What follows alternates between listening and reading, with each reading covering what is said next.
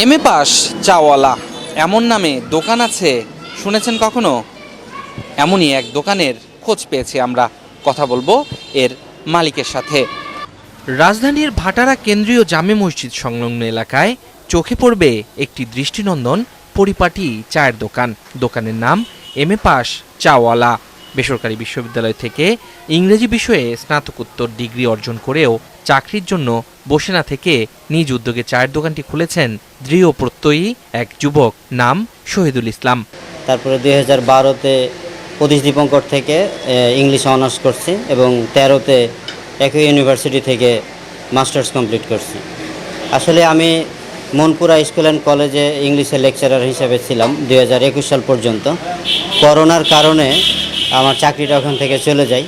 তারপরে আমার কাছে মনে হলো যে এমন কিছু করা দরকার যাতে করে আমি প্রতিদিন চলতে পারি, কারণ চলার জন্য তো আমার কিছু একটা করতে হবে। তো ভাবলাম যে কি করা যায়, তো মাথায় আইডিয়া আসলো যে আমি চায়ের দোকান দেবো একটা। কিন্তু এমএ পাস চাওয়ালা নামটাই কেন পছন্দ হলো তার? এর পেছনে আছে অনেক কারণ, আছে কষ্টের কথা। নামটা নিয়ে অনেক কনফিউজ ছিলাম যে কি নাম দেব।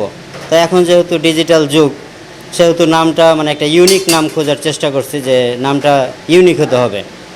তো ভাবলাম যেহেতু আমি মাস্টার্স কমপ্লিট করা, তো আমি যদি এটা এমএ পাস চাওয়ালা দিই তাহলে মনে হয় পজিটিভ হবে। তো এখানে আসলে বাধা বিপত্তি অনেক ব্যারিয়ার প্রথম দিকে ফেস করছি এবং এখনও করতেছি, কারণ এমএ পাস করে কেন আমি চায়ের দোকান দিলাম, এটাতেই মানুষের অনেক রাগ উঠতেছে আমার উপরে, যে আমি নাকি এমএ পাস যারা করছে তাদেরকে নাকি আন্ডার এস্টিমেট করতেছি। তা আসলে আমার কাছে কথা হলো, কাজ তো কাজই, হ্যাঁ, এখানে আন্ডার এস্টিমেট করার কি আছে। এমএ পাশ করে চায়ের দোকান সমাজের চোখে সম্মানজনক নয়। পরিবার থেকে এমন কথা উঠলেও এখন তিনি খুবই আশাবাদী।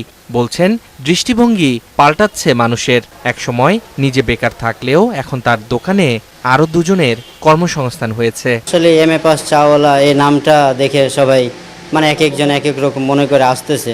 আসার পর তো মনে করতে তাদের রিভিউগুলো পজিটিভ আছে, যে না ঠিক আছে।